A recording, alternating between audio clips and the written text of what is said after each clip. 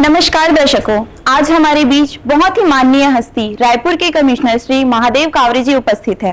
तो चलिए आज हम इनसे बातचीत करते हैं और इनके जीवन से जुड़े चुनौतियों और सफलताओं दोनों के बारे में जानते हैं। नमस्कार, मैं आपका बहुत बहुत स्वागत करती हूँ।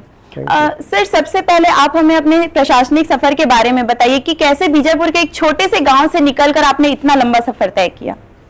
हाँ जी, बताना चाहूँगा कि मैं बीजापुर जिला जो बस्तर संभाग में आता है, उसमें एक छोटे से गांव बोरजे का रहने वाला हूँ और वहाँ की जनसंख्या अभी मात्र 300 है। और सफ़र ऐसा शुरू हुआ कि प्राइमरी वहीं बोरजे से ही हुई और गांव में जो प्राइमरी स्कूल है उसके साथ एक टीचर क्वार्टर भी हुआ करता था। उसमें जो टीचर थे वो हम लोगों को जैसे 5वीं का एग्ज़ाम होता था तो उसके 3 महीना पहले से ही घर में बुलाकर पढ़ाते थे। उसमें चूँकि बिजली नहीं थी तो मिट्टी तेल के रोशनी में ही पढ़ाया करते थे। रात में हम लोग टीचर के घर में ही रुक जाते थे और वहाँ से फिर सुबह अपने अपने घरों में चले जाते थे। और इस तरह से फिर वहाँ से 5वीं के बाद जो मिडिल स्कूल है वो बीजापुर से मेरा वहाँ जो मिडिल स्कूल है वहाँ से संपन्न हुआ। और मिडिल स्कूल में रहते रहते भी वहाँ के जो एक टीचर थे उन्होंने मेरा नेशनल टैलेंट एग्जामिनेशन का फॉर्म भरवाया था। तो मैं बीजापुर ब्लॉक में जो है उस समय टॉप किया था। तो वहाँ से फिर चूँकि स्कॉलरशिप भी अधिक मिलनी थी तो 2 स्कूल का ऑप्शन मिला था, एक फरसगांव और दूसरा बस्तर हाई स्कूल का। तो मैंने बस्तर हाई स्कूल से फिर हायर सेकेंडरी किया और हायर सेकेंडरी वहाँ से करने के बाद मैंने बीटेक जो है इंजीनियरिंग का वहीं से जगदलपुर इंजीनियरिंग नया इंजीनियरिंग कॉलेज खुला था, वहाँ से मैंने बीटेक किया। फिर गेट एग्ज़ाम के थ्रू मैं दिल्ली चला गया। दिल्ली आईआईटी में जब मैं एमटेक कर रहा था तो वहाँ जो मेरे रूममेट थे वो पहले अटेम्प्ट में ही आईएएस बन गए थे। तो वहाँ से मेरा ये चालू हुआ कि मुझे भी प्रशासनिक क्षेत्र में जाना है। और उसके पहले तो मैं ये सोच रहा था कि मैं शायद कहीं इंजीनियर बन जाऊँगा और मुझे कुछ इंजीनियर के नौकरियाँ भी मिल गई थी। मैं रेलवे में भी सिलेक्ट हो गया था। लेकिन बाद में जब प्रशासनिक का ऐसा जुनून हुआ कि मैं प्रशासनिक क्षेत्र में आ गया। सर, जैसे कि आपने आरडीए और एनडीए दोनों के लिए ही काम किया हुआ है, तो उसके अनुभव के बारे में कुछ बताइए। हाँ जी, हाँ, मैंने जैसे कि आरडीए में सीईओ के रूप में काम किया, एनआरडीए में भी महाप्रबंधक के रूप में काम किया। तो दोनों का काम जो है एक तो नया रायपुर का जो है वो नया हमारा कैपिटल सिटी बनाना था और आरडीए में कमल विहार की जो योजना थी वो भी टाउनशिप डेवलपमेंट की स्कीम थी। तो उसमें अनुभव बहुत अच्छा रहा और एक नए सिटी के बारे में किस तरीके से कैपिटल सिटी ग्रो करता है इसके लिए एक नया मास्टर प्लान तैयार किया गया और इसमें सिंगापुर और दूसरे नए जो शहर हैं उसका भी कॉन्सेप्ट लिया गया। और वहाँ भू अर्जन का जो है ना बहुत बड़ा चैलेंज था नया रायपुर में। तो आपसी सहमति से जो ज़मीन लगभग 80% से ज़्यादा ज़मीन आपसी सहमति से ली गई, वो एक बड़ा चैलेंज था और लोगों ने अपने सहमति दिया और वहाँ पर ज़मीनें जो अधिग्रहित हुई हैं आज देख रहे हैं कि लगभग 20,000 एकड़ ज़मीन जो है वहाँ यदि नया रायपुर विकास के लिए मिली है तो ये लोगों की सहमति के कारण ही मिल पाई है। उसी प्रकार से रायपुर डेवलपमेंट अथॉरिटी की जो कमल विहार योजना है उसमें जो विकसित भूखंड दिया गया है उनको 35% से लेके जो विकसित भूखंड देने का योजना था इसका भी बहुत अच्छा रिस्पांस मिला। और आज कमल विहार जो बसाहट दिख रही है वो लोगों ने ही अपनी सहमति से भूखंड जो है लेकर अपनी ज़मीनें दी है, उसी कारण से डेवलपमेंट हो पाया। तो दोनों का अनुभव मेरा ये मैं कह सकता हूँ कि एक लाइफ टाइम अचीवमेंट का काम रहा है। कलेक्टर के रूप में आपने बेमेतरा और जशपुर दोनों जगहों पे काम किया है, तो वहाँ पे आपका अनुभव कैसा रहा? कोई खास उपलब्धि जो आप हमसे साझा करना चाहेंगे? देखिए, कलेक्टर के रूप में जो है पहला मेरा बेमेतरा रहा और वहाँ पर चूँकि प्लेन एरिया है और धान का है क्षेत्र है, वो काफ़ी अच्छा उत्पादन होता है। धान खरीदी के समय जो है काफ़ी चैलेंजेस थे फिर चूँकि उस समय विधानसभा चुनाव होना था, विधानसभा और लोकसभा चुनाव का समय था, तो चुनाव जो कराना एक बड़ी चुनौती रहती है और उसको हमने सफलतापूर्वक संपन्न किया है। जसपुर का बताना चाहूँगा क्योंकि जसपुर जो है मोस्टली ट्राइबल एरिया है और अभी वहाँ जैसे कि झारखंड बॉर्डर से लेकर जो नेशनल हाईवे बनना था, उस समय एक बड़ा चैलेंज था कि उस सड़क को किस तरीके से बनाया जाए। तो जसपुर के झारखंड बॉर्डर से लेकर कुनकुरी तक का जो सड़क निर्माण का है वो हमने संपन्न कराया। उसके अलावा बताना चाहूँगा कि उस समय जो है क्योंकि कोविड पीरियड का था, 2020 से लेकर जो है 22 तक मैं रहा हूँ वहाँ, तो चूँकि कोविड का समय था और कोविड पीरियड में अस्पतालों में सुविधाएं बढ़ाना, अस्पतालों में जो है टेस्ट के इक्विपमेंट्स लेना या ऑक्सीजन की फैसिलिटी उपलब्ध कराना, ये बड़ा चैलेंज का काम था, उसको हमने संपन्न कराया। जैसे कि वहाँ जसपुर एरिया में जो है सर्पदंश के बहुत केस होते हैं, गाज गिरने के बहुत सारे केस होते हैं, तो हमने वहाँ पर एक चालू किया था कि जो भी इस तरह की घटना होगी 24 घंटे के अंदर जो है संबंधित पीड़ित परिवार को सहायता उपलब्ध कराएंगे, क्योंकि सर्पदंश या इस तरह के केसेस में, प्राकृतिक घटनाओं के केसेस में 4 लाख रुपए की सहायता उस परिवार को दी जाती है। तो 24 घंटे के अंदर उपलब्ध कराने का हमने टारगेट रखा था और उसमें हम लोगों ने काफ़ी सफलता जो है इसमें पाई थी। तो ये एक बड़ी उपलब्धि बाकी रही। अभी आप वर्तमान में कुशाभाऊ ठाकरे यूनिवर्सिटी के कुलपति हैं। इससे पहले आप हॉर्टिकल्चर यूनिवर्सिटी, वेट यूनिवर्सिटी में भी रह चुके हैं, तो उसके बारे में कुछ बताइए। देखिए, अभी तक मैं 4 यूनिवर्सिटी का लगभग जो है कुलपति का चार्ज मेरे पास रहा है। जब मैं दुर्ग कमिश्नर था तो उस समय वेटनरी यूनिवर्सिटी कुलपति का चार्ज रहा। बिलासपुर कमिश्नर के रूप में पंडित सुंदरलाल शर्मा यूनिवर्सिटी का चार्ज रहा। रायपुर में रहते हुए यहाँ पर 2 यूनिवर्सिटी होगी, हॉर्टिकल्चर यूनिवर्सिटी और अभी कुशाभाऊ ठाकरे पत्रकारिता एवं जनसंचार विश्वविद्यालय का है। सब में काम करने का अलग अलग अनुभव रहा है। यदि वेटनरी यूनिवर्सिटी का देखें तो उसके तहत जो बिलासपुर में एक वेटनरी कॉलेज बनना था, वो काफ़ी धीमा काम चल रहा था। वहाँ यूनिवर्सिटी का बिल्डिंग जो दुर्ग में है उसको भी हमने संपर्क पूर्ण कराया। हॉर्टिकल्चर यूनिवर्सिटी नई यूनिवर्सिटी थी, सांकरा जो है यहाँ पर उसका बिल्डिंग बन रहा है, उसका भी काम को हमने गति दिलाया। अभी जो पंडित सुंदरलाल शर्मा ओपन यूनिवर्सिटी के बारे में बताना चाहूँगा कि इसमें लगभग 25,000 से ज़्यादा स्टूडेंट जो है प्रति वर्ष एडमिशन लेते हैं और लगभग 200 करोड़ उनके यहाँ पैसा है। तो वो टीचर्स भी अपने सेल्फ फाइनेंस से जो है टीचर्स रख सकते हैं। उनको जो प्रपोजल भेजा गया था शासन को, शासन ने मंजूरी भी दिया था और वहाँ पर भर्ती की कार्रवाई हो रही है। अभी जो कुशाभाऊ ठाकरे पत्रकारिता जनसंचार विश्वविद्यालय के बारे में बताना चाहूँगा कि गेस्ट टीचर के अपॉइंटमेंट का अभी विज्ञापन जारी हुआ है, आवेदन भी प्राप्त हो गए हैं और इसमें जब बहुत जल्द ही हम लोग गेस्ट टीचर भी अपॉइंट करेंगे। यहाँ पर परमानेंट टीचर्स बहुत कम है, लगभग 7 टीचर ही अभी काम कर रहे हैं और छोटी यूनिवर्सिटी है, लेकिन माननीय राज्यपाल महोदय जी भी निरीक्षण कर चुके हैं और उनका कहना था कि इसको और संख्या बढ़ाना चाहिए। उसके लिए एक कार्य योजना हम बना रहे हैं ताकि यूनिवर्सिटी में जो बच्चों की संख्या है वो किस तरह से बढ़ाई जाए। दूसरे नए कोर्सेज जो है, चाहे वो आईटी के क्षेत्र में हो या पीजीडीसीए का कोर्स हो, इस तरह के अन्य कोर्स के बारे में भी जो है सोचा जा रहा है, जो कि आगे निकट भविष्य में जो है चालू करेंगे।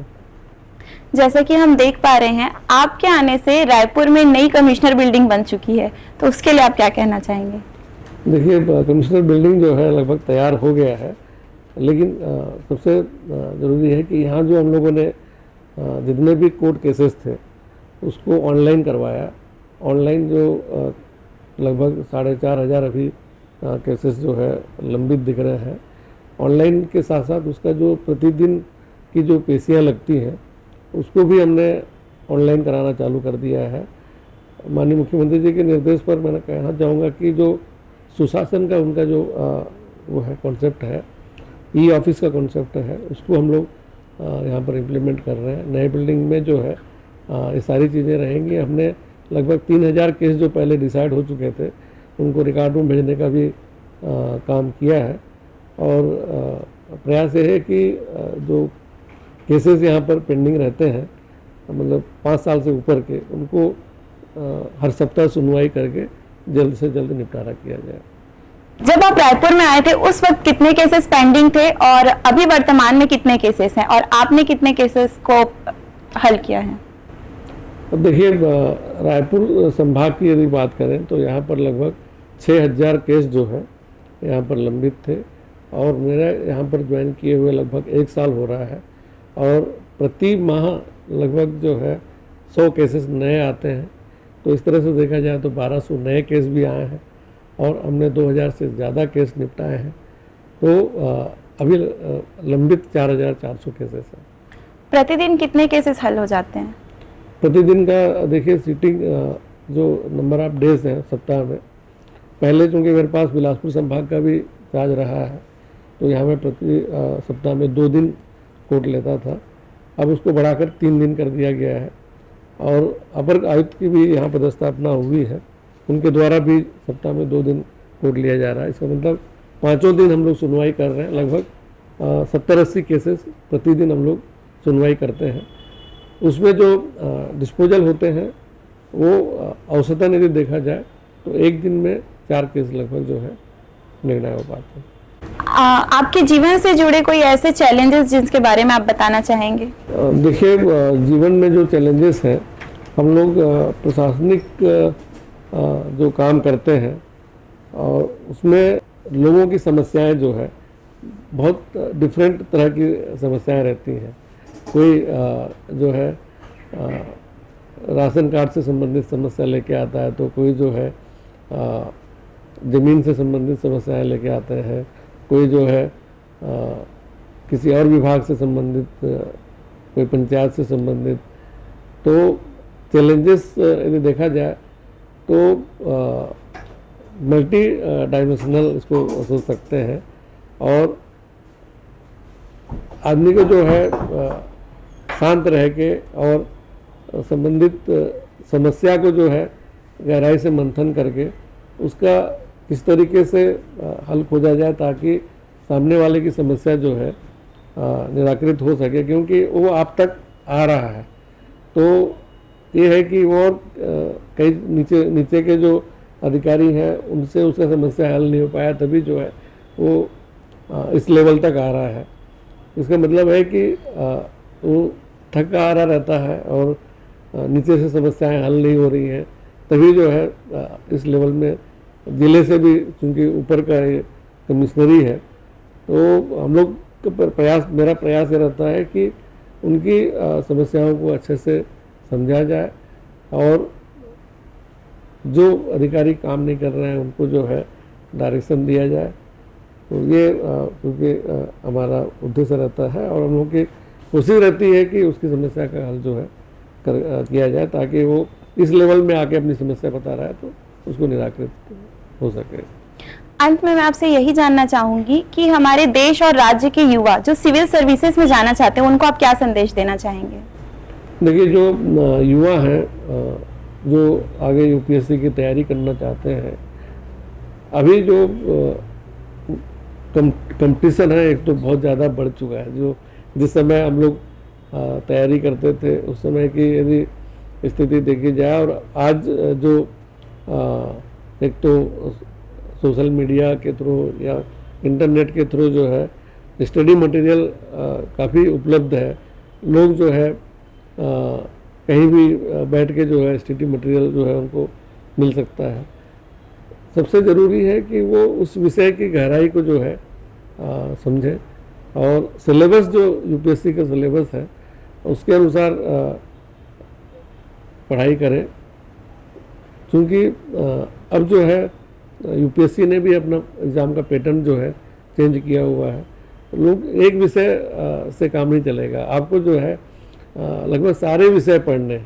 आप केवल ये नहीं सोच सकते कि मैं साइंस बैकग्राउंड का हूँ तो केवल मैं साइंस की तरफ भी सोचूं, नहीं उसको आर्ट्स की तरफ भी जो है पढ़ना पड़ेगा, या आर्ट्स विषय का है तो ये नहीं सोच सकता कि मुझे मैथमेटिक्स या साइंस नहीं पढ़ना है, तो ऐसा नहीं सोच सकता, क्योंकि सभी को लगभग सारे विषय के बारे में जो है तैयारी करना है। मैं युवाओं से ये कहना चाहूँगा कि क्योंकि आपके पास समय जो है लिमिटेड रहता है, तो समय का सदुपयोग करें, अपने सिलेबस को अच्छे से समझें और आपको क्या सब्जेक्ट जो है उसमें चूज़ करना है उसके अनुसार तैयारी करें, और एक लक्ष्य जो है बनाकर आप तैयारी करेंगे तो आपको जो है सफलता ज़रूर मिलेगी। क्योंकि अभी जो है युवा जो है उसको वो भटक जाता है और उसको जो है प्रॉपर गाइड करने वाला जो है व्यक्ति नहीं मिल पाता है, और जो रिमोट एरिया में है उन लोगों की कोचिंग की सुविधा नहीं मिल पाती है,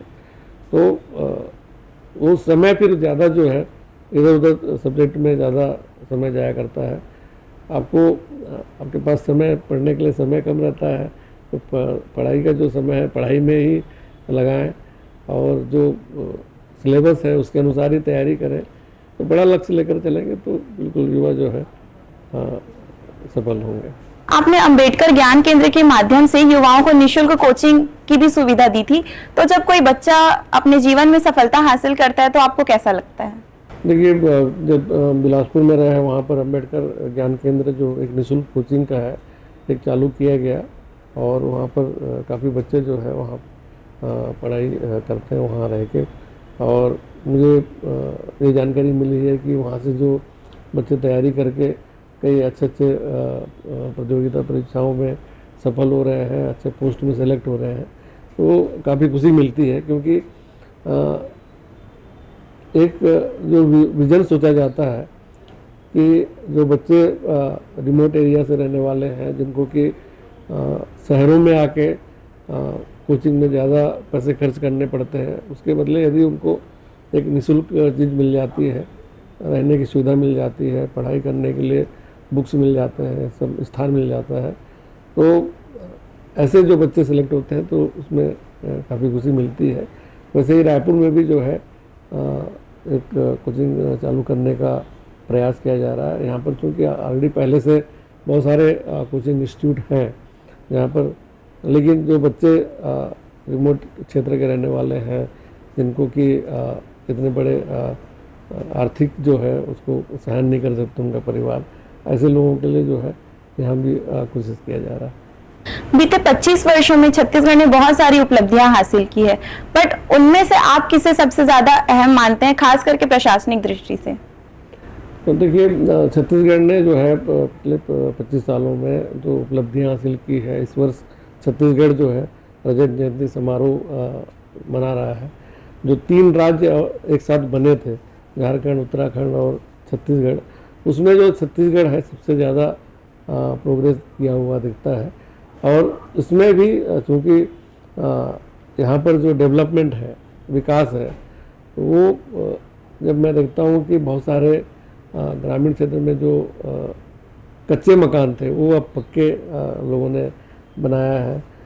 यदि कुछ गांव में देखेंगे तो 70-80% भी मकान जो है पक्के बन चुके हैं, और भी लोग बनाए जा रहे हैं।